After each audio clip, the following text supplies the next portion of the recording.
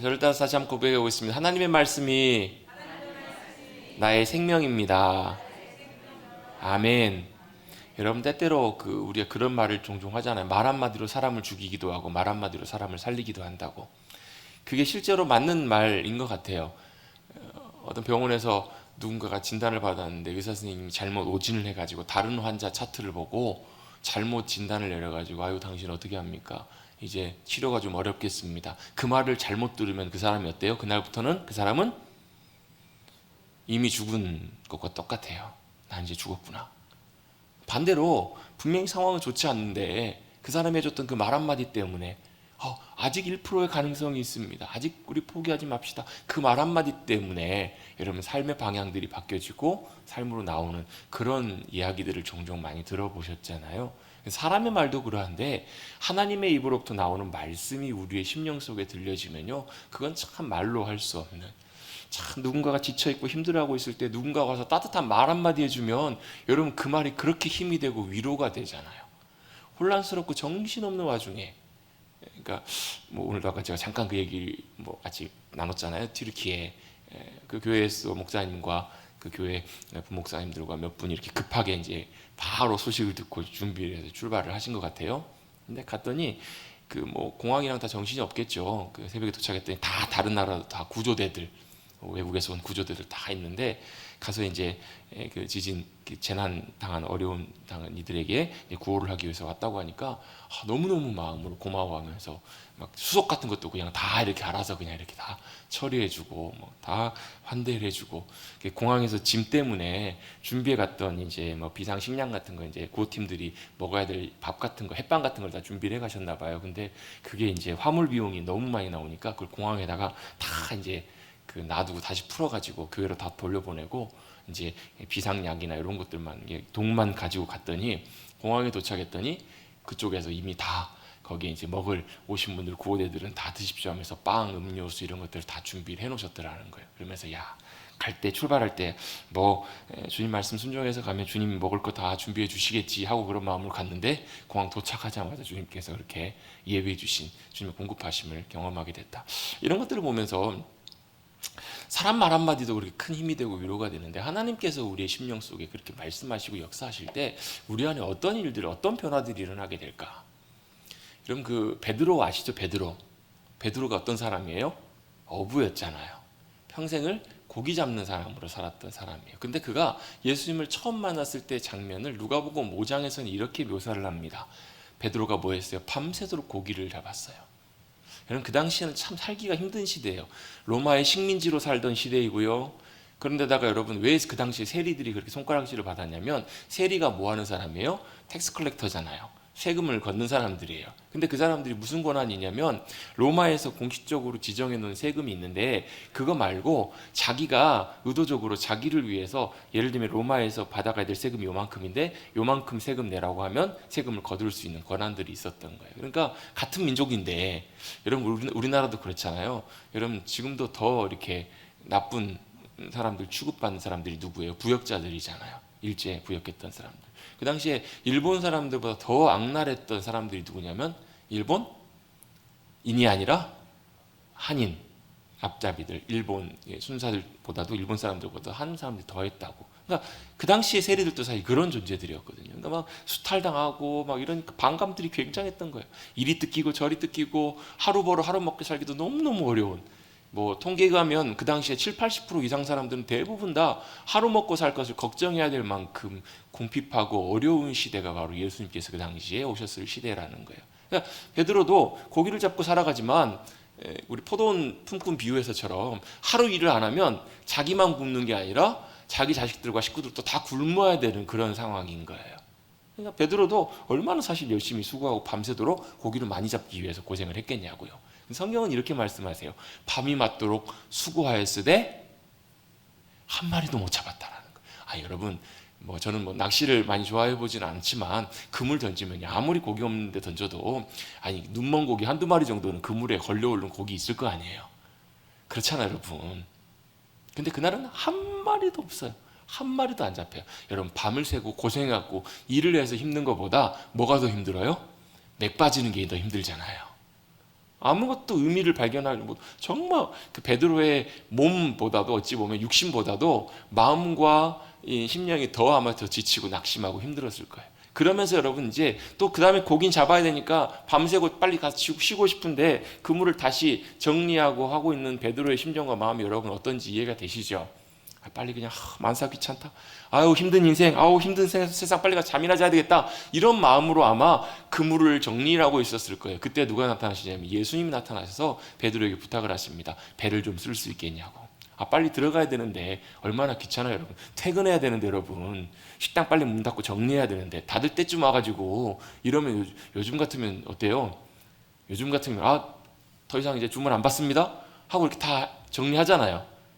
그런 상황에서 예수님이 오셔서 배를 좀 빌려달라고 부탁을 하시는 거예요. 뭐 하시려고요? 사람들에게 말씀을 전하시려고, 하나님 말씀을 들려주시려고.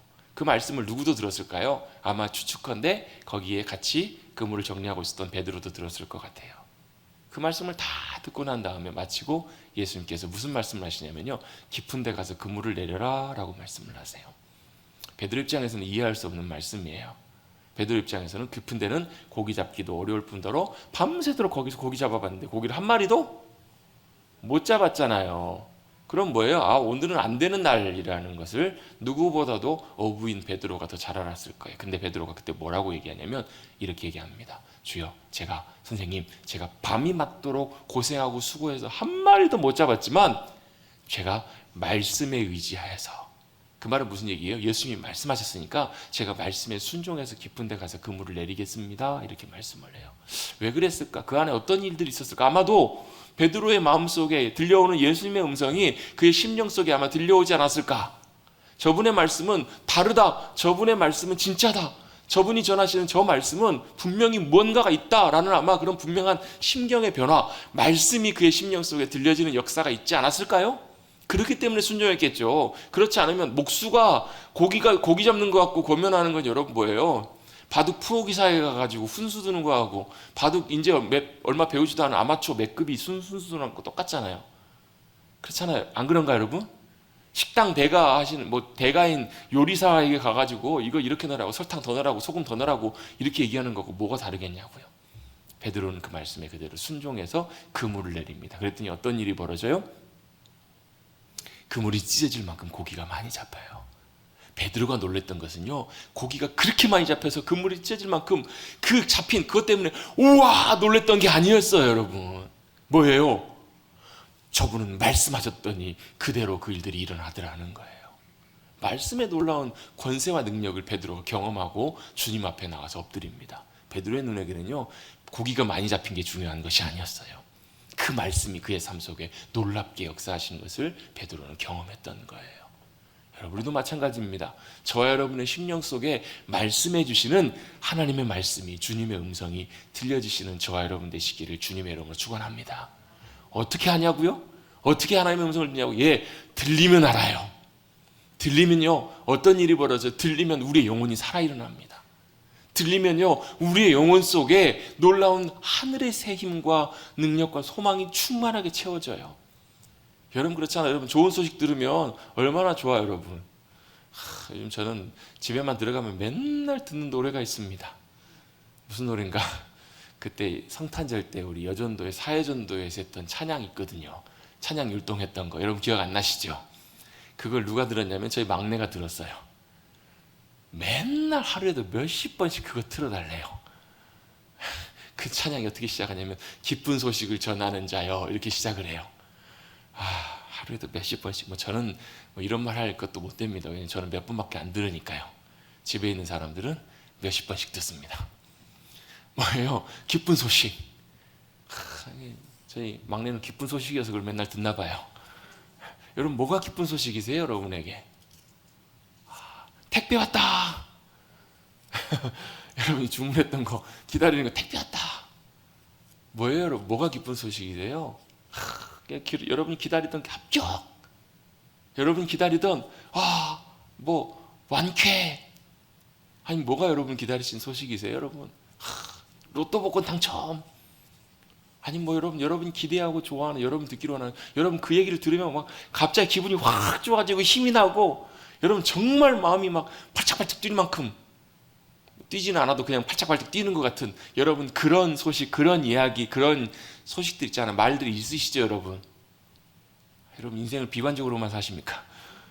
이렇게 왜 그러세요 여러분? 그런 얘기 들으실 때 여러분 정말 여러분을 기쁘게 하고 여러분을 힘나게 하는 그런 소식들이 있으시잖아요. 그런 목소리가 있잖아요. 뭐 지지난주인가도 보니까요. 뭐 몇 년 만이더라요? 55년 만인가? 얼마 만에 헤어졌던 버스 타도 이렇게 전철 타러 가다가 헤어졌던 형제가 50 몇 년 만에 DNA를 검사해가지고 만났다라는 뉴스가 나오더라고요. 여러분 그때 그 마음이 어땠을까요?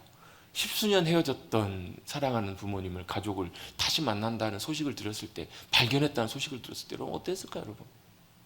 또 뭐 그저께도 안타깝게 그 배가 뒤집어져 가지고 사고가 났는데 뭐 아마 이제 구조 확률이 갈수록 더 희박해지겠죠. 근데 막 극적으로 기적적으로 죽은 줄 알았는데 더 이상 이제 뭐 살아서 못 만날 줄 알았는데 놀라운 기적 가운데 만나게 됐다는 소식을 여러분 들었다면 여러분이 만약에 가족이시라면, 여러분이 만약에 배우자고 여러분이 자녀다면 여러분 어떤 마음이 드시겠어요 여러분? 아마 세상을 다 바꾸고도 바꿀 수 없을 만큼 감격스럽고 기쁘겠죠. 그게 뭐라고요? 그게 하나님의 말씀이 우리의 심령 속에 들려질 때 일어나는 일들이라고요.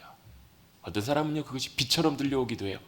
어떤 사람은요 그 말씀이 들려질 때 하늘이 땅이 천지가 진동하는 것처럼 들려지는 분들도 있어요. 물론 여러분 이런 막 극적인 일들, 이런 일들이 다 일어나는 것은만은 아니에요. 분명한 것은요 하나님의 말씀이, 하나님의 음성이 우리의 심령 속에 들려지게 되면 분명하게 그걸 우리가 안다라는 거예요.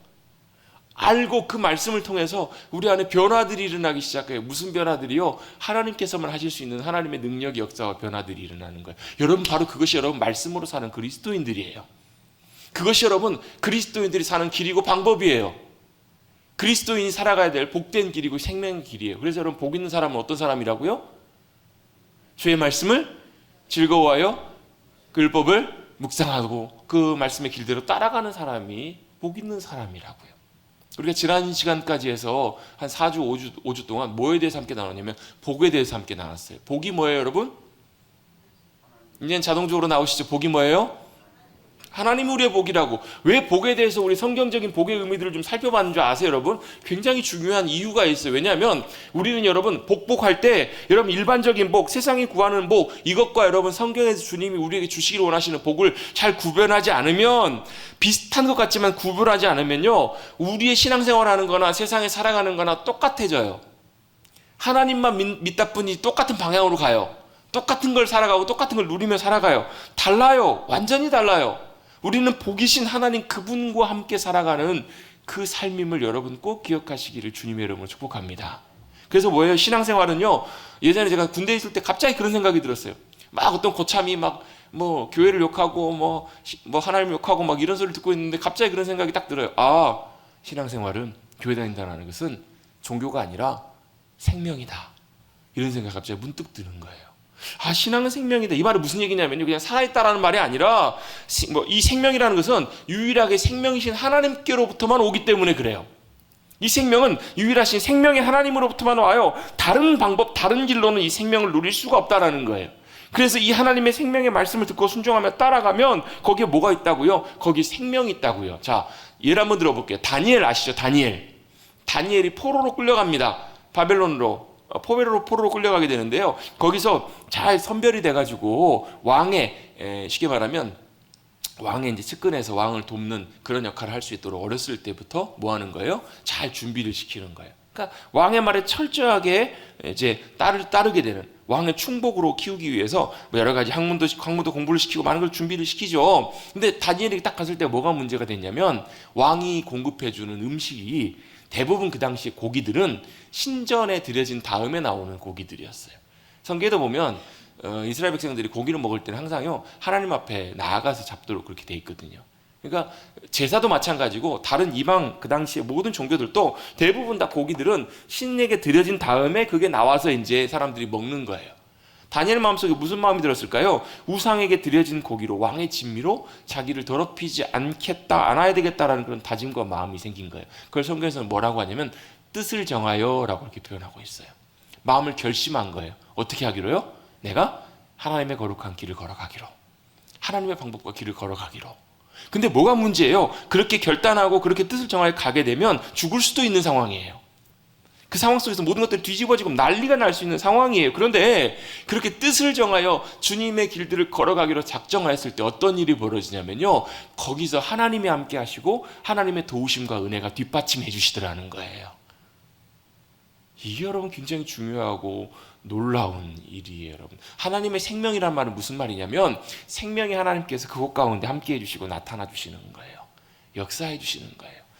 하나님의 생명을 누리며 살아간다는 얘기는요, 우리 영혼이 살아나요. 겉으로 때때로 어떨 때는요, 이런 일들 때문에 우리의 외적인 부분들은 좀 어려움을 당할 수도 있고 막 우리 뜻대로 안 될 때도 있어요. 근데 분명한 것은 뭐예요? 생명의 하나님께서 그 뜻을 정하여 주님의 길들을 걸어가기를 원하는 이들 가운데 주님께서 함께 해주세요.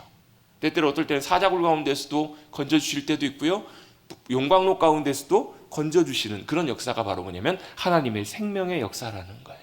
때때로 어떤 이들은 순교할 수도 있죠. 그런데 그 순교의 상급, 그 모든 것들을 영원토록 주님과 함께 기뻐하시는 곳에서 누릴 수 있는 그런 영광과 상도 허락해 주시는 것, 그것이 바로 생명의 주님과 함께 살아가는 은혜이고 복인 줄로 믿습니다. 그래서 우리는 지난주에 예수님께서 가르쳐 주신 복, 그걸 뭐라고요? 팔복이라고 하잖아요. 팔복의 말씀들을 함께 잠깐 좀 나누어 보았습니다. 좀 어제 좀 지난주에 나누다 보니까 뒤에 부분은 좀 그냥 간략하게만 그냥 쑥 넘어가고 앞에 부분만 좀 살펴보고 넘어갔는데요. 말씀 끝나고 왔더니 저희 아내가 그러더라고요. 왜 당신은 이렇게 앞에 복습이 이렇게 기냐고. 중요한 본론들을 왜 그렇게 맨날 짧게 대충 하고 넘어가 버리냐고. 그러니까 또 복습하는 거죠.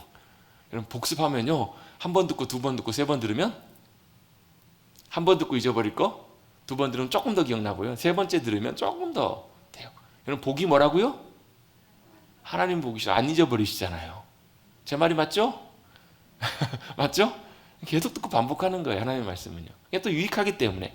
팔복은 뭐냐면 간단하게 예수님께서 말씀하시는 복이에요. 그 복은 무슨 복이냐면 우리가 생각하는 복하고 좀 다른 하나님 나라의 복이에요. 하나님 나라의 복이 어떤 것인가? 뒷부분을 자세하게 안 나눈 이유도 뭐냐면 이 8가지가 다 따로따로 떨어진 것이 아니라요, 하나로 다 연결되어 있어요.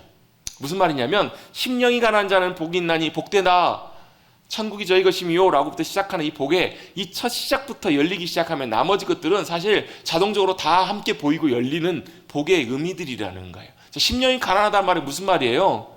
영혼 가운데 가난함, 궁핍함이 있어요. 다른 걸 의지할 것이 없어요. 또 뭐예요? 가난하면 여러분 늘 갈급해요. 원해요. 뭐처럼? 그냥 단순히 세상적으로 구하는 것이 아니라 뭘 구하는 거예요? 사슴이 시냇물을 찾듯이 내가 여호와 하나님을 갈망합니다. 여러분, 하나님을 갈망하고 사모하는 이 마음 하나만 있으면 여러분 다른 거 사실 죄송하지만 다 필요 없어요. 이거 하나만 있어도 돼요. 이 하나님을 향한 간절한 열망과 사모함만 우리 마음속에 부어져 있다면 여러분 나머지 것들은 다 따라와요. 그렇게 주님을 간절히 사모하고 주님 앞에 찾아서 나아가 봤더니 뭐가 보여요? 우리의 현실과 처지가 보이는 거예요. 내 스스로 봤더니 내 스스로에게 가능성이 없어요. 절망해요. 왜요? 믿음으로 살아보려고 하면 여러분 돼요? 안 돼요? 안 돼요, 여러분. 안 되기 때문에 어떻게 해요? 하나님 앞에서 그것이 나의 뭐가 되는 거예요? 애통함이 되는 거예요. 애통함. 해보니까 안 되더라는 거예요. 여러분 그렇잖아요. 지금 이 공간에도 먼지가 여러분 얼마나 많아요? 안 보이죠. 근데 햇빛이 쫙 비춰지면 그 먼지 다 보이잖아요. 저도 어렸을 때 옛날에 방에 이렇게 앉아있는데 갑자기 햇빛이 쫙 비추는데 먼지가 막 엄청나게 보면서 깜짝 놀란 적이 있어요. 야, 이런 먼지를 먹고 우리가 살 수 있단 말인가? 이런 생각이 들더라고요. 평상시는 안 보여요. 그런데요, 주님께 가까이 가보면요, 주님의 빛이 비춰지면요 보여요. 뭐가 보여요? 저와 여러분의 현실이, 저와 여러분이 어떤 존재인지가 보여요. 여러분, 세상의 기준으로 보면 이것이 낭망이고 낙심이고 절망이지만 하나님 앞에서는 절망은요, 그게 뭐가 되냐면 하나님을 향한 애통함이 돼요. 애통함. 그래서 뭐가 되는 거예요? 인애하신 구세주여 나를 긍휼히 여겨주십시오. 주님 저를 긍휼히 여겨주시고 불쌍히 여겨주십시오. 이게 바로 뭐라는 거예요? 주님 앞에서 애통함이에요. 여러분, 하나님 앞에서 우리 자신 때문에 애통할 수 있게 되기를 주님의 이름으로 축복합니다. 그런 자에게 어때요? 하나님의 위로가 함께 하세요. 주님이 진짜 기뻐하신 사람은요, 하나님 저 잘했죠? 하나님 이거 이만큼 했으니까 저 잘했죠? 이게 아니라 뭐 하는 사람이라고? 상한 심령이라고요. 주님 앞에서 나의 연약함과 부족함을 깨닫고, 그래서 제가 맨날 말씀드리잖아요. 여러분, 우리 교회 본당 들어오는 입구에다 발판을 하나 놔두자고, 거기다 은혜라고 써놓자고요. 뭐라는 거예요? 내가 하나님 앞에 예배드리러 내 의지로 나오는 것이고 내가 나오고 싶어서 나오는 거지만 실제로는 주님의 십자가의 은혜와 도우심 없이는 주님 앞에 하나도 나갈 수 없는 존재라는 것을 잊지 말자는 거예요. 여러분 그럴 때 애통하지만 그 애통함은 주님이 기뻐 받으시는 참된 복이 될 줄로 믿습니다. 이렇게 그런 믿음의 길들을 걸어가려고 마음을 먹다 보면요, 뭐가요? 눈이 열려요. 다 이게 열려있는 것들이 보이기 시작해요. 그리고 하나님 나라의 귀한 것들이 얼마나 귀하고 복된 것인지를 보게 되고 깨닫게 되고 그 길을 걸어가는 복된 삶이 저와 여러분의 삶이 될 줄로 믿습니다. 이게 바로 연결되기 시작하면 이게 다 가능해요. 그래서 뭐 중간에 보면, 마지막에 보면 의를 위하여 핍박받는 자는 복이 있다. 이건 뭐예요? 주님이 기뻐하신 뜻이 무엇인지를 알고 선택해서 가다 보면요, 순종해 살려고 하다 보면 그것 때문에 때때로 어떨 땐 핍박도 있어요. 어떨 땐 세상에서 그걸 보고 어리석고 바보 같다고 하기도 해요. 또 어떤 경우에는요, 미친 사람 취급을 받기도 해요. 혹시 그래 본 적 있으세요, 여러분? 예전에는 좀 그런 경우들이 종종 많았잖아요. 교회 다닌다고, 신앙생활 한다고. 지금 많이 그렇진 않지만 다른 방법으로, 다른 모양으로 그렇게 우리가 그런 어려움과 우울함을 당할 때도 있지만 그게 손해가 아니고 복이다라는 거예요. 왜요? 사람들의 눈에는 날지 몰라도요, 사람들의 눈에는 때때로 불편해 보일 수 있고 마음에 안 들지 몰라도 그런 자들, 의를 위해서, 주님의 의를 위해서 믿음으로 걸어가는 자들에게는요, 하나님의 눈에 드는 은혜가 임해요. 하나님이 그들 눈여겨보신다라는 거예요. 하나님이 진짜 기뻐하시고 바라보세요. 하나님께서 눈여겨보시고 기뻐하십니다. 여러분, 하나님의 눈에 드는 사람이 된다면 여러분, 하나님께서 가만두시겠냐고. 여러분 그렇잖아요. 우리 장로님도 뭐 학생들 가르쳐 보셔서 너무 잘 아시지만 딱 보면 선생님의 눈에 드는 학생들이 있잖아요. 그 학생들은 뭐 특별히 편애하려고 하는 것이 아니라 희한하게도 더 마음이 많이 가요. 눈여겨봐지게 되잖아요. 가족도 마찬가지고요. 여러분, 하나님의 눈에 드시는 여러분들 되십시다.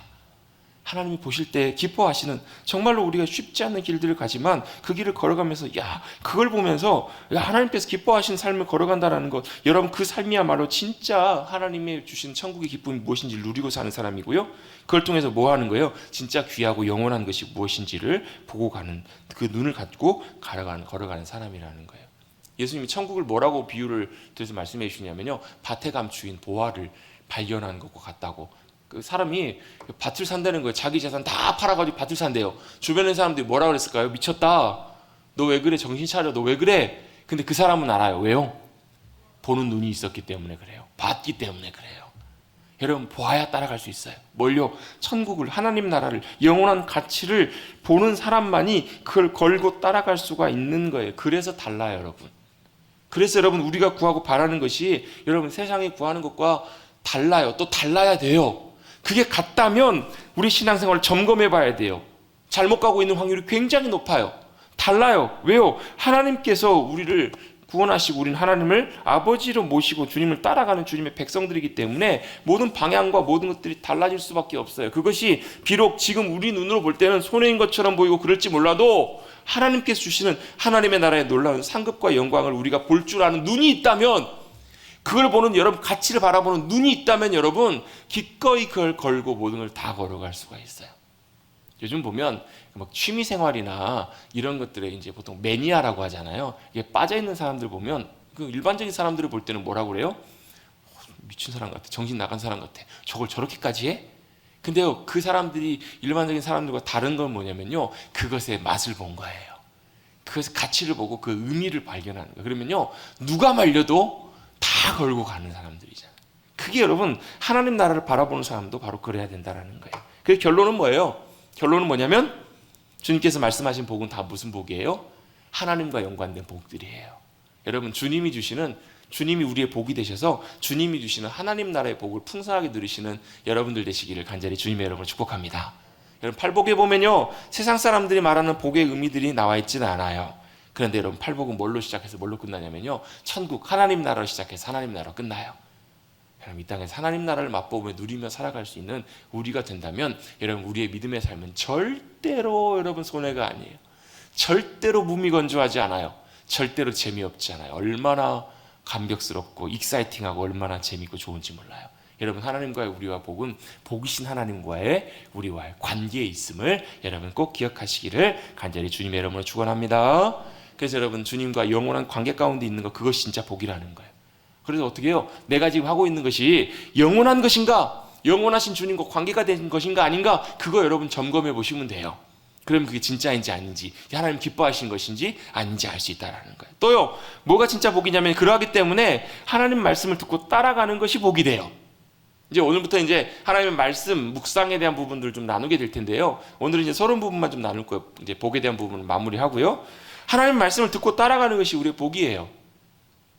좀 이따가 이제 말씀의 묵상에 대한 부분들 나누면서 좀 나누게 될 거고요. 몇 주 동안. 그리고 또 뭐가 복이 되냐면요. 그러하기 때문에 하나님께 때때로 우리에게 주시는 고난이나 육체의 가시나 시험이나 실패나 어려움들, 그것들이 때때로 우리에게는 오히려 하나님께로 가까이 나아가게 하는 통로가 될 때 그게 복이 될 수 있다는 거예요. 여러분, 잘 된다는 거 꼭 형통함만이 우리의 복은 아닙니다. 때때로 멈춰서는 것, 때때로 중단되는 것, 때때로 우리 눈으로 볼 때는 실패라고 여겨지는 것이 오히려 하나님께로 가까이 나가게 하는 그런 통로와 도구가 된다면 그게 복이 될 수 있는 거예요. 사도 바울도 그러잖아요. 자신에게 뭐가 있었다고 고백하냐면 자신이 육체에 가시가 있었다고. 그걸 뭐 안질이라고 하는 분도 계시고 간질이라고 하는 분도 계세요. 이런 거예요. 제가 설교를 하고 있는데 갑자기, 요즘은 뇌전증이라고 하죠. 요즘은 간질 대신에. 갑자기 간질 증상이 일어나가지고 입에 거품을 물고 쓰러졌어요. 여러분 보시면 어떻게 하시겠어요? 얼마나 걱정을 많이 하시겠어요? 또 뭐가 돼요? 덕이 안 된다고. 아니 그러면서 귀신도 내어쫓고 병자도 고치는 사람이 정작 자기 자신도 못 고쳐서 그러면서 무슨 하나님의 복음과 능력을 전하냐고 이런 생각 하시겠어요? 안 하시겠어요? 하시겠죠. 사도 바울도 아마 이런 고민이 있었던 것 같아요. 그래서 하나님 앞에 이 세 번은 그냥 하나님 고쳐주세요 이게 아니에요. 작정하고 어쩌면 금식했을지도 모르고요. 정말 절박하게 하나님 앞에 나가 세 번이나 그 질병을 고쳐달라고, 사단의 가시를 고쳐달라고 해요. 사도 바울도 죽은 사람도 살리잖아요. 유두구가 떨어져 죽었는데 기도했더니 살아나잖아요. 그런 능력과 권세를 경험했던 사람이 사도 바울이잖아요. 그 능력과 권세로 자신을 고쳐달라고 기도하면 하나님께 들어주셔요? 안 들어주셔요? 여러분이 만약 사도 바울이면 어떻게 기도하시겠어요? 믿습니다 하고 기도하시겠지 않겠어요? 아니 그러세요? 안 그러세요? 그러셨겠죠. 그랬겠죠. 사도 바울도. 근데 주님께서는 뭐라고 말씀하세요? 병을 안 고쳐주세요. 그럼 이렇게 말씀하세요. 야, 약한 것이 너희 더 큰 은혜야. 약한 걸 통해서 더 온전해지기 때문에 나의 은혜는 너무나 커. 이렇게 갑자기 말도 안 되는 말씀들을 하시는 것처럼 보여요. 근데 여러분 이게 말도 안 되는 말이 아니라 정말 중요해요. 왜요? 사도 바울의 그 자기의 약점 때문에 뭘 잊어버리지 않는 거예요? 내가 내 능력이 아니라, 내 강건함이 아니라 주님의 능력과 도우심 없이는 한순간도 살 수 없는 존재라는 것을 잊지 않고 살아가는, 그게 바로 진짜 승리이고 은혜의 길이었다는 것을 사도 바울이 깨닫게 됐기 때문에 그래요. 그것이 또 오히려 감사할 일이라는 거예요. 자신의 그 가시로 자신의 연약함을 잊지 않고 살아갈 수 있는 거예요. 여러분, 사도 바울에게 그 가시라는 것은 질병의 아픔과 고통이었는데요, 그걸 통해서 뭘요? 자신의 연약함을 잊지 않고 하나님만 우러러 바라보고 살아가는 삶, 그게 가능해졌던 거예요. 하나님의 능력과 도우심으로만 살 수밖에 없음을 깨닫고 살았기 때문에 그래요. 그렇다고 여러분, 사도 바울이 과연 병의 노예로 살았을까요? 그랬을까요? 아니요. 사도 바울은 그 병이 낫지 않았지만 노예로 살지 않았을 거예요. 여러분, 믿는 자는요 절대로 병의 노예로 살아가는 것이 아니에요. 반대인 경우도 있습니다. 건강의 노예로 살아가는 것도 아니에요. 건강 염려증, 건강에 대해서 염려하고 여러분 관리는 잘 하셔야 됩니다. 그런데 건강이 내 주인이 돼서도 안 된다라는 거예요. 건강의 노예로 살아가는 것도 아니에요. 반대로 병에 걸려도요, 그리스도인들은요 병의 주인이 되셔야 돼요. 또 뭐가 주인이 되셔야 돼요? 건강에도 주인이 되셔야 돼요. 그 말은 무슨 얘기냐면 내가 거기에 끌려다니는 것이 아니라 내가 거기에 주인이 돼서 거기에 흔들리지 않고 내가 주님 주시는 은혜 가운데 잘 인도함을 받는 거예요. 그걸 이끌고 가는 거예요. 여러분, 질병에도 노예가 되지 마시고 건강에도 노예가 되지 마십시다. 그리고 질병 상황 속에서도 주님이 주시는 은혜와 권세로 주인으로 살아가십시다. 그 질병과 모든 것들이 주님의 권세 아래에 있음을 믿음으로 선포하시자고요. 건강도 마찬가지시고요. 그러면서 제가 함께 나누는 이 책을 썼던 그 목사님이 재밌는 얘기를 하세요. 본인 경험을 얘기하시는데요. 그 목사님이 3년 동안 외국에서 목회를 하시고 사임을 하시고 외국에 주님의 약속대로 말씀대로 외국에 가셔서 거기서 이제 3년을 섬기고 돌아오셨는데 거기가 어디였냐면 스위스였어. 스위스가 얼마나 좋아요. 그러니까 거기서 이제 교회를 섬기시다, 한인교회를 섬기시다가 그 교회 성도님들하고 한 1년 반쯤 지나면서부터는 알프스산을 이제 자주 가셨다라는 거, 한 번씩. 등산을 가는데 알프스산이야. 얼마나 좋아요. 물론 여러분이 송천동에는 건지산이라는 자랑스러운 산이 있습니다. 얼마나 좋아요. 좀 더 멀리 가면 모악산이라는 멋진 산도 있습니다. 그런데 성도들과 등산을 가는데 알프스산이야. 얼마나 좋았겠어요. 목사님이 그 알프스 산 한 번씩 가시면서 등산이 너무 좋아지신 거예요. 와, 산이 너무너무 좋고 아름다워서 이제 귀국할 때가 되시니까 무슨 생각을 가지셨냐면, 계획을 가지셨냐면, 내가 우리나라에 귀국하면 우리나라의 좋은 산, 명산은 다 가보리라. 이렇게 마음을 먹으시고 거기서 등산 장비 같은 거 다 사서 준비를 하셨대요. 근데 3년 만에 귀국하기 한 달 반 전에 식사를 하시고 집에서 식탁에서 딱 일어나시는데 무릎이 뚜둑해가지고 안 좋아지셔서 병원을 갔는데 연골이 찢어지신 거예요.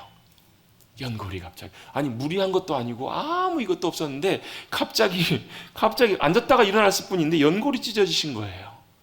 그래가지고 막 부랴부랴 일정을 조정할 수도 없어가지고 한 달 반을 고생하시다가 한국에 들어오셔서 수술을 하시고 이렇게 하셨대요. 그런데 나중에 그런 고백을 하세요. 그게 얼마나 감사한 일인지. 만약에 목사님이 연골이 안 찢어졌으면 귀국하셔가지고 산이란 산은 다 다니셨을 거라고. 그거 자체가 나쁘다는 것이 아니라 그렇게 다닐 시간에 오히려 하나님 앞에 더 가까이 나가는, 가까이 하나님과 많은 시간을 보낼 수 있는 귀한 하나님께서 은혜를 주셨기 때문에 너무너무 감사하다고 그런 고백을 하시더라고요. 여러분, 이것은 개인적인 이제 경험이고 개인적인 고백이십니다. 여러분, 등산하는 게 절대 나쁜 것도 아닙니다. 저도 참 등산 좋아합니다. 참 좋아하고 좋은데요, 그것보다도 중요한 게 뭐예요? 그런 일들을 통해서 하나님 앞에 더 가까이 나가도록 주님이 인도해 주시는 삶, 그것이 여러분 때때로 우리가 볼 때 무릎을 다쳐가지고 이제는 산도 못 가시겠네요, 수술하셔서 산도 이제 가기 어려우시겠네요, 한편으로 보면 이렇지만 그게 오히려 뭐라고요? 하나님의 은혜의 관점에서, 손에서 볼 때는 더 큰, 하나님께로 가까이 나갈 수 있게 하시는 더 큰 은혜이고 복일 수 있다라는 거예요. 할렐루야, 아멘. 그게 안 하시는 이유를 제가 압니다. 그럼에도 불구하고 가시를, 하나님 그럼에도 불구하고 이 문제를 해결해 주십시오. 근데 여러분, 그걸 통해서 하나님께 오히려 더 가까이 나가는 것, 그것이 저와 여러분의 큰 복이 될 줄로 믿습니다. 말씀을 마무리합니다. 복이라는 한자가요 이렇게 구성이 되어 있어요. 보일시, 그리고 한일자에다가 입구, 그리고 밭전자, 이렇게 복자가 되어 있어요. 이걸 이렇게 푸시더라고요. 보일시, 그리고 한일자의 입구는 한 입인데 이거 한 사람이라고 이렇게 봐요. 한 입을. 그리고 한 사람이, 밑에가 뭐가 있냐, 밭이에요. 밭. 그러니까 한 사람이 다른 사람에게 자기 밭을 보여주는 거, 이게 복이라는 거예요. 복이 뭐냐면, 내 밭, 자 보십시오, 올해 내 밭에서 이렇게 많이, 작년보다 2배나 더 많이 수확했습니다, 이걸 보여주는 게 복이라는 거예요. 이건 무슨 복이냐면 세상적인 관점에서의 복이에요. 세상에서는요, 작년보다 더 많은 수확을 거둬서 이걸 보여주는 것이 복이고요, 더 많은 걸 가진 것을 보여주는 것을 복이라고 하고, 더 좋은 것, 다른 사람보다 뭐 안 갖고 있는 걸 많이 갖고 있는 걸 보여주는 것을 뭐라고요? 복이라고 한다고요. 세상에서는. 근데 하나님의 복은 뭐라는 거예요? 우리 밭에 있는 것, 그게 뭐라고요? 천국의 복. 주님이 보여주신 귀한 것, 여러분의 밭을 보여주는 것이 복이라고 할 때 여러분은 뭘 보여주시겠습니까? 뭘 보여주실래요? 여러분의 마음밭 가운데 임하시는 천국을, 여러분의 심령의 자리 가운데 놀랍게 주님이 보여주시는 하늘의 놀라운 감격과 기쁨의 복을 보여주실 수 있는 참된 하나님의 나라의 복을 누리시는, 보여주시는 저와 여러분 되시기를 주님의 이름으로 축원합니다. 그걸 보여주시는 거예요. 하나님이 말씀하시는 복, 하나님이 내 복이시다. 내가 하나님 앞에 무릎 꿇고 주님의 손에 내 인생을 맡기는 것, 주님이 선하신 손길로 나의 삶을 빚어가시고 나의 인격과 말과 겉모습과 삶을 주님께서 빚어가신다, 그걸 보여주는 것이 여러분 성경에서 말씀하고 계시는 복이라고요. 복 있는 자가 되십시다. 그 복을 누리는 자가 되십시다. 그 복을 누리기 위해서 뭐가요? 하나님의 말씀이 필요한 거예요. 여러분, 팔복의 말씀을 이렇게 한번 적용해 보십시다. 그 팔복에 보면 복 있나니 이렇게 말씀을 복되도다 이렇게 바꿀 수 있다고 제가 말씀드렸죠. 기억나시죠? 심령이 가난한 자는 복되다, 이걸 이렇게 바꿔보자고요. 복되다, 뭐가요? 심령이 가난한 누구누구요, 여러분의 이름을 한번 넣어보시자고요. 심령이 가난한 문일이여, 너는 복되다. 왜요? 왜냐하면 천국이 너의 것이기 때문에. 그들의 것이 아니라, 왜냐하면 천국이 너의 것이기 때문에. 여러분의 이름을 한번 다 넣어보세요. 애통하는 누구누구요, 너는 복되다. 왜요? 하나님의 위로가 함께 하실 거기 때문에. 여러분, 이런 복과 은혜를 누리시는 저와 여러분, 8가지 복뿐만 아니라 하늘의 복을 누리시는 우리 모두가 되시기를 주님의 이름으로 축원합니다. 아멘. 이렇게 딱 설교 끝나면 딱 좋겠죠? 한 5분, 7분만 좀 더 나누겠습니다. 오늘 왜냐하면 말씀 묵상에 대한 서론 부분만 간단하게 좀 다루려고 하거든요. 오늘부터 이제 하나님의 말씀 묵상에 대해서 함께 좀 나누려고 합니다. 작년에도요, 한 달 정도 해가지고 하나님의 말씀, 성경에 대해서 한번 나눴던 시간이 있어요. 다 기억나시죠? 그래서 또 나누는 거예요. 말씀, 성경에 대해서 함께 이렇게 쭉 잠깐 나눴었는데요. 저번에는 성경에 대한 부분들을 좀 나눴는데 이번에는 뭐에 대한 부분을 좀 나눌 거냐면 이 성경, 하나님의 말씀을 묵상하는 것에 대해서 좀 나누려고 해요. 말씀을 읽는 것도 있고 뭐 암송하는 것도 있고 많이 있지만 우리가 말씀 묵상 이런 것들을 많이 표현하는데 이 말씀 묵상이 도대체 뭐냐는 거예요. 여러분, 말씀 묵상이라는 게 뭐예요? 우리가 일반적으로 보통 묵상하면 이제 명상이라는 그런 개념하고도 조금 이렇게 좀 혼동을 하면서 묵상하면 뭘 생각하기 쉬워요? 뭐 말씀을 생각하는 거, 이렇게 생각하기가 참 쉽잖아요. 물론 그런 의미도 그 안에 포함이 되어 있는데요. 하나님의 말씀을 묵상한다라는 것을 저는 이렇게 한마디로 이렇게 정의를 하고 싶어요. 뭐냐면 말씀을 통해서 하나님의 음성을 듣는 것, 나에게 말씀하시는, 말씀 묵상하는 게 뭐냐면 성경을 통해서 하나님이 나에게 말씀하신 하나님의 말씀 음성을 듣는 것, 이게 바로 뭐라고요? 말씀 묵상이라고요. 같이 한번 고백해 보겠습니다. 하나님 말씀 묵상은 성경을 통해서 나에게 하시는 하나님의 말씀을 듣는 것, 하나님의 음성을 듣는 것이라는 얘기예요. 여러분, 이게 왜 중요하냐면요, 성경이 하나님의 말씀으로, 나의 말씀으로 들려지지 않으면 그냥 성경은 성경이고 나는 나예요.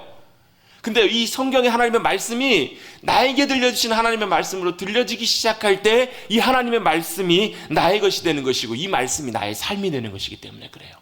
그래서 하나님의 말씀 묵상하는 것은 굉장히 중요해요. 사실 이 하나님의 말씀 묵상한다는 것은 우리가 단순히 수요일 날 이렇게 설교 시간처럼 이렇게 해가지고 말씀을 배우는 것보다 뭐 성경 공부 형식이든 아니면 훈련 뭐 말씀 묵상 학교든 그런 식으로 같이 모여서 말씀 묵상이 뭐고 어떻게 하는 것이고 어떻게 해야 되는지를 실제적으로 이렇게 실습도 해보고 이렇게 하는 것이 사실은 굉장히 더 유익하고 좋아요. 나중에 기회가 되면 그렇게도 하려고 생각은 하고 있습니다. 하나님께서 인도하시면 길을 여시면 하려고 하는데요. 이 수요 예배 시간을 통해서는 뭐 그런 자세한 내용들을 다 다룰 수도 있지만 그거보다도 간략한 말씀 묵상하는 개요들 이런 것들을 좀 나누려고 합니다. 자, 바로 본론 들어가 가지고요. 왜 하나님의 말씀을 묵상해야 되는가? 말씀을 묵상을 왜 해야 되냐면요. 믿음의 대상이신 하나님을 알기 위해서 말씀을 묵상해야 돼요. 우리가 믿는 하나님이 어떤 분이신지를 알기 위해서 하나님의 말씀을 묵상을 해야 돼요. 자, 이제 뭐 사실 제가 준비한 내용에 보면요, 뭐 이런 거 많아요. 세상에 종교가 많은데 세상의 종교에도 보면요, 뭐 고등 종교가 있고 하등 종교가 있어요. 또 뭐 자력 종교가 있고 타력 종교가 있어요. 뭐 사실 이거 다 설명드리려고 했는데 여러분 이건 뭐 지금 말씀드려봐야 여러분 뭐 그냥 그런가 보다 넘어가실 것 같아요. 뭐 이런저런 종교들이 있다라는 거예요. 그것도 중요한 의미가 있는데요. 또 어떤 게 있냐면 자연 종교와 계시 종교라는 뭐 구분을 이렇게 또 할 수 있어요. 그 말은 무슨 얘기냐면 자연 종교는 우리가 자연을 통해서 우리 인간 스스로가 신적인 존재에 대해서 하나님에 대해서 우리가 알아갈 수 있다 이렇게 생각하는 종교가 자연 종교고요. 아니다. 우리는 우리의 이성과 우리의 지혜와 우리의 생각으로 신을 하나님을 알아갈 수 없다. 이게 바로 뭐냐면 계시 종교라는 거예요. 계시라는 말이 무슨 얘기냐면 보여준다라는 말이거든요. 아포칼립시스라는 말이 보여주는 거예요. 누가 보여주셔야? 하나님이 우리에게 하나님이 어떤 분이신지를 보여주셔야 우리가 하나님을 알 수 있다는 거예요. 아니 어떻게 하나님이 우리를 보여주세요? 여러분 이 자리에 여기 여러분이 앉아 계신다라는 그 이유가 증거가 바로 뭐냐면 하나님께서 여러분에게 하나님이 어떤 분이신지를 인생에 최소한 한 번 이상은 최소한 보여주셨기 때문에 여러분이 그걸 보았기 때문에 여러분이 이 자리에 앉아 계시는 거예요. 지금은 잘 모르는 것 같아서 선명하지 않는 것처럼 보여도 아직은 잘 몰라요. 언제예요? 우리가 주님 앞에 설 때 주님 다시 오시고 주님 모든 것을 회복하실 때 우리가 주님 보좌 앞에서 하나님 이런 분이시구나 그제서야 완전히 완벽하게 이해하고 볼 거예요. 그 이전까지는 우리가 다 사실 정확하게 알지 못해요. 얼마만큼 알아요? 주님이 보여주신 만큼만 알아요. 그게 바로 뭐라고요? 계시예요. 계시. 우리 기독교는 바로 계시 종교예요. 하나님이 어떤 분이신지를 우리에게 알려주시는 거예요. 그 계시에도 물론 뭐 자연 계시가 있고 특별 계시가 있고 이렇게 분류해요. 자연 계시는 뭐냐면 하나님이 만드신 태양이 온 우주 만물이 이렇게 완벽하고 놀랍구나. 그래서 하나님 어떤 분이시라는 거예요? 크신 하나님, 놀라우신 하나님이시구나. 이걸 어느 정도는 알 수가 있어요. 이걸 뭐라고 해요? 자연 계시라고 해요. 그런데요, 이 자연 계시는 그냥 일반적인 차원이에요. 이거보다 더 중요한 게 있는데 특별 계시예요. 특별 계시가 뭐냐면 특별히 우리에게 하나님이 어떤 분이신지를 알려주시는 것. 이 특별 계시가 바로 뭐냐면 이것과 직접 연결된 게 뭐냐면 성경이에요. 성경. 또 성령님이세요. 이 특별 계시, 이 성경을 통해서 이 성령님께서 우리에게 하나님이 어떤 분이신지를 실제로 말씀해 주시고 알려주시는 건데, 이건 여러분 단순히 여러분 지식을 알려주시는 것이 아니에요. 여러분, 이 특별 계시라는 것은 무슨 얘기냐면 이런 거예요. 실제로 그 하나님을 내가 말씀을 통해서 체험하고 경험하는 거예요. 여러분 그 찬양 여러분 잘 아시죠? 좀 어려운 찬양인데 아시는 거 모르겠어요. 어두운 밤에 캄캄한 밤에, 참 아세요? 무슨 찬양이에요? 실로암이잖아요. 여러분 이 찬양을 여러분 진가를 보시려면 여기 논산훈련소에 가보시면 알아요. 막 2,000명 3,000명 훈련병들이 막 각계 전투하면서 막 뛰면서 막 실로암을 부르는데요, 얼마나 막 힘차게 신나게 하는지 몰라요.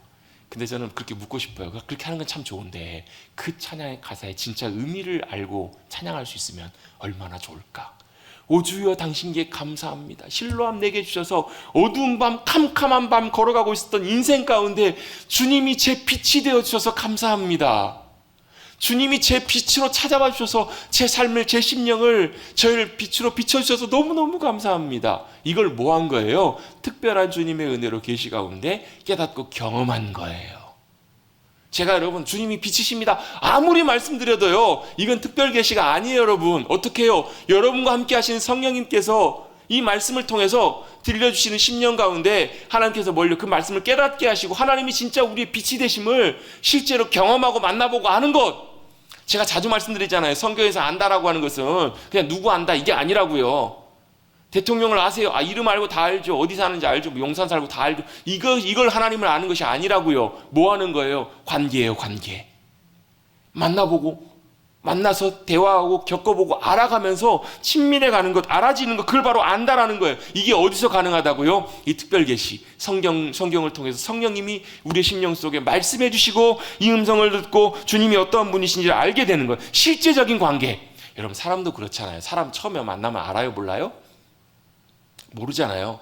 오늘도 제가 설교 끝나고 났더니 여기 책임자분하고 그 병원장님하고 그 목사님하고 같이 이렇게 차를 잠깐 마시게 됐어요. 저는 처음 뵙는 분이에요. 한 번도 못 뵀어요. 처음 뵀으면 뭐예요? 반갑게 인사를 해요. 그 다음에 뭐예요?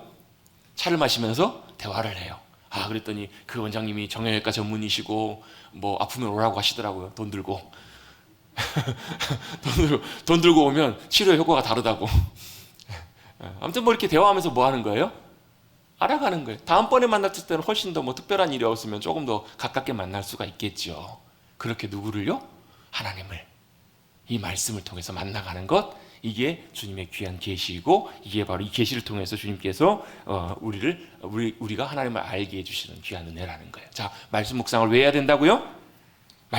믿음의 대상이신 하나님을 더욱더 알아가기 위해서, 관계가 더욱 가까워지기 위해서, 이것이 여러분 굉장히 중요하다는 것을 꼭 기억하시기를 간절히 바랍니다.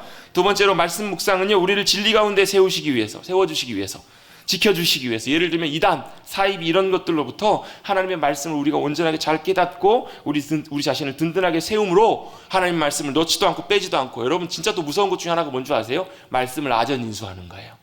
말씀을 내 뜻대로 내 마음대로 해석하고 갖다 붙이면요, 여러분 결과는 영 다른 데가 있어요. 진짜 그런 게 많아요. 제가 여러분 농담반 진담반 말씀드리잖아요. 내 시작은 미약하였으나 내 나중은 심히 창대하리라. 욥기 8장 7절 말씀. 그거 하나님이 하신 말씀 아니라고. 왜요? 욥의 친구가 한 말이에요. 근데 우리는 그걸 마치 하나님께서 하신 말씀처럼, 야, 우리 시작은 지금 미약하지만 하나님께서 창대하게 해줄 줄로 믿어. 이거 여러분 조심해야 된다고요. 여러분 참 귀한 말씀, 요한 3서 말씀 2절 말씀 뭐예요? 내 영혼이 잘됨 같이 내가 범사에 잘되고 강건하기를 원한다. 맞죠? 뭐죠? 내 영혼이 잘됨 같이 내가 범사에 잘되고 강건하기를 내가 강구하노라. 이걸 여러분 이제 모 교단에서는요 오중복음 삼박자 축복이라고 굉장히 강조했어요. 맞아요. 그런 분명한 하나님께 주신 은혜와 복이 있어요. 근데 그걸요 우리 마음대로 끌고 오기 시작하면 여러분 무슨 얘기냐면, 여러분 사도 바울은 실패한 사람이에요. 왜요? 사도 바울은 육신의 고통 때문에 얼마나 많이 평생 가운데 고통당해요. 여러분 사도 바울은 매 맞고 다 빼앗기 자기 재산도 없이 살았던 사람이에요. 그럼 그 사람은 복 받은 사람이 아니에요. 여러분, 하나님의 말씀의 의미들을 정확하게 하나님의 의도대로 우리가 잘 이해하고 해석하고 적용하는 것들이 필요하지, 그것을 내 마음대로 그 하나만 전부만 보고 내가 보고 싶은 대로 그렇게 몰아가서는 안 된다라는 거예요. 그래서 뭐 해야 된다고요? 하나님 말씀 묵상을 통해서 진리신 주님의 말씀의 의미들을 우리가 잘 깨닫고 우리 자신을 거기에 잘 세워야 될 필요가 있다는 거예요. 여러분, 뭐 이게 다 나쁜 것은 아니지만, 여러분 아주 오래전 한 10여 년 전쯤에요, 야베스의 기도라고 여러분 기억나시죠? 야베스의 축복해가지고 막 책도 나오고 그랬어요. 다니엘 읽겠습니까? 그분이 여러분 역대상 나와 있는 사장의 한 2절 말씀, 그 말씀을 가지고 한 거거든요. 야베스의 기도를 가지고요. 뭐 그 자체도 지금 사실 귀하긴 한데요. 그때 여러분 한국 교회가 그 야베스의 기도에 완전히 다 몰입해가지고요. 얼마나 그랬는지 몰라요. 여러분, 하나님의 말씀은 하나님의 마음, 여러분 전체적으로 우리 성경을 통해서 우리에게 다 주시는 하나님의 말씀을 우리가 하나님의 마음과 관점에서 잘 이해해야 될 줄로 믿습니다. 그렇게 우리 자신이 이렇게 잘 진리 가운데 세워져야 되기 때문에 말씀을 묵상해야 된다는 거예요. 마지막입니다. 말씀 묵상은 당연히 그리스도인으로 생명과 진리의 길을 가기 위해서 꼭 필요해요. 여러분, 오늘 읽었던 본문 말씀 시편 119편 105절 말씀 한번 암송 한번 해보시겠습니다. 시작. 주의 말씀은 내 발에 등이요 내 길에 빛이니이다. 뭐라고요? 주님의 말씀이 내 발에 등이고 내 길에 빛이다라는 거예요. 여러분, 내 발과 길은요 같은 의미예요. 등과 빛은 같은 의미라는 거예요. 여러분, 우리의 발, 걸음, 모든 것들은요 우리 인생에 나가야 될 기름이고 걸음이에요. 오늘 이 순간 걸어가야 될 길, 내일 걸어가야 될 길, 그 모든 길들은 어때요? 아무것도 보이지 않아요. 한 치 앞도 모르고 걸어가는 것이 우리의 인생이에요. 거기는 뭐가 필요해요? 빛이 필요하다고요. 등과 빛이 필요해요. 그것이 바로 뭐라고요? 하나님의 말씀이시더라. 이걸 시편 기자가 체험한 거예요. 그냥 여러분 들으라고 그냥 좋은 말로 써놓은 것이 아니라 실제 이 시편 기자는 이걸 경험했어요. 아마 이 가운데 계신 분들 중에서도 하나님의 말씀이 여러분의 인생 가운데 빛이 되어주셔서, 길이 되어주셔서 어둠을 헤쳐주시고 가야 될 길들을 보여주시고 우리의 걸어야 될 한 걸음 한 걸음을 보여준 걸 경험하신 분들도 계실 거예요. 경험하셨다면 여러분 말씀을 통해서 더 귀하게 그 말씀의 길들, 비추시는 그 길들을 따라서 한 걸음 한 걸음 나갈 수 있는 저와 여러분 되시기를 간절히 바랍니다. 그게 바로 말씀의 능력이고 말씀을 묵상하는 귀한 중요한 의미라는 거예요. 우리 인생에 나가야 될 방향과 모든 것들을 비춰주시는 것이 바로 하나님의 말씀입니다. 이것을 경험한 시편 기자는 반복해서 하나님의 말씀에 대해서 이렇게 표현해요. 하나님의 말씀이 어찌 그리 사랑스러운지요. 하나님의 말씀이 너무너무 사랑스럽다라는 거예요. 여러분, 하나님의 말씀이 사랑스럽지 않고 지겨우시다면 뭐가 문제예요? 하나님의 말씀을 묵상함 가운데 하나님의 말씀을 내가 실제로 체험하지 못해서 그래요. 맛을 봐보면 알아요. 여러분, 애들이요 아무리 공부해라 해도 공부를 안 해요. 어떻게 하면 공부해요? 공부의 맛을 보면 공부해요. 공부의 재미를 들리기 시작하면 공부해요. 하나님의 말씀도요, 그 말씀들이 얼마나, 그래서 103절에는 뭐라고 말씀하세요? 103절도 한번 읽어볼까요? 시작.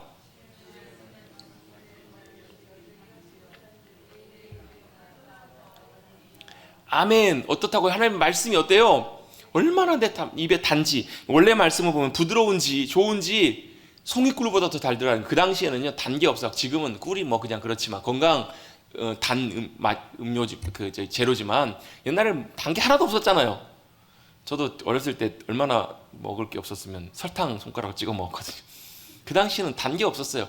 그럼 학교 앞에서 파는 달고나, 그리고 옛날에 그런 거 있었거든요. 설탕으로 만든 그 막 붕어 같은 거 이렇게 설탕 녹여갖고 만든 사탕 그 있잖아요.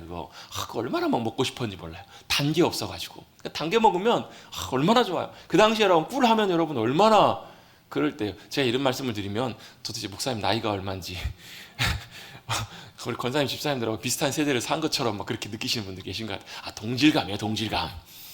그래요, 여러분. 여러분, 단계 여러분 얼마나 좋아요. 그 당시에는, 여러분, 옛날에는 뭐 단계 없잖아요. 꿀 말고 단계 없어요. 그 당시에는 뭐 사탕수수에서 설탕을 만들었겠어요? 뭘 했겠어요? 꿀이 제일 단 거예요. 근데 그거보다 뭐가 더 달다고요? 하나님 말씀이 더 달다고요. 경험해 보십시다. 하나님 말씀이 얼마나 단지 진짜 송이꿀보다 더 달아서 정말로 막 빨아먹고 싶을 만큼. 그 유대인들은요, 어렸을 때, 아주 어렸을 때부터 여기다 성경에다가 꿀을 발라놓고 막 이렇게 핥아먹게 한다잖아요, 실제로. 하나님 말씀은 단 거야, 좋은 거야? 여러분, 하나님 말씀은 실제로 내가 경험해보고 들어보면요 진짜 달아요. 정말 좋아요. 여러분, 이렇게 주님 말씀 묵상함 가운데 하나님 말씀이 사랑스러워져 가고 좋아져 가고 기뻐해져 가고 너무너무 달아져서 늘 하나님의 말씀 가운데 거하시는 사모하고 붙드시는 저와 여러분 되시기를 간절히 바랍니다. 그랬을 때 어떤 일이 벌어져요? 분별력이 부어져요. 그래서 내가 하나님께서 주시는 그 말씀을 묵상함으로 분별력이 주어져서 스승보다 낫고 노인들보다 연세 있는 분보다 탁월한 분들보다 훨씬 더 분별력을 갖고 살아가게 됐다고. 또 그래서 뭐예요? 안 가야 될 데를 안 가고 가야 될 길을 걸어가는 그런 귀한 은혜의 삶, 승리의 삶을 살아가게 되었노라고. 이렇게 오늘 시편 본문은 우리에게 말씀을 해주고 있습니다. 그 인생이 바로 승리하는 복된 인생인 줄로 믿습니다. 그걸 가능하게 하신 게 뭐라고요? 하나님의 말씀이에요. 그 말씀을 묵상할 때 그 말씀 묵상을 통해서 우리에게 놀라운 은혜, 놀라운 복된 역사하심들을 우리가 살아가게 될 줄로 믿습니다. 우리 105절 말씀 다시 한번 읽어보겠습니다. 시작. 아멘. 그렇게 한 걸음 한 걸음 걸어갈 때 106절, 107절 말씀처럼 나의 고난이 때로 심할 때에도 여호와여 주의 말씀대로 나를 살아나게 하소서. 어떻다고요? 나의 고난이 매우 심할 때에도 주의 말씀대로 나를 살아나게 하소서. 이렇게 믿음으로 고백할 수 있습니다. 여러분, 상황과 환경을 보고 따라 반응하지 마시고요. 상황과 환경이 어떠할지라도 주님의 말씀 묵상하심으로 하나님의 음성 듣고 주님의 말씀하신 그 사실이 진리임을 분명하게 확신하고 그 말씀 믿음으로 붙잡고 승리의 길, 생명의 길, 복된 길을 걸어가시는 저와 여러분 되시기를 간절히 주님의 이름으로 축복합니다. 그래서 여러분 말씀 묵상에 대한 의미들을 우리가 앞으로 또 몇 주간에 걸쳐서 또 함께 살펴보도록 하겠습니다.